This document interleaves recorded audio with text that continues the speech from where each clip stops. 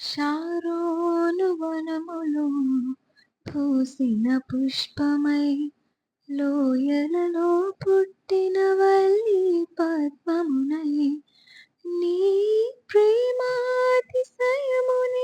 నిత్యము కీర్తించుచు ఆనందమై నన్నే మరచితిని. నీ ప్రేమాతిశయముని నిత్యము కీర్తించుచు ఆనందమై నన్నే మరచితిని. షారోను వనములో పూసిన పుష్పమై,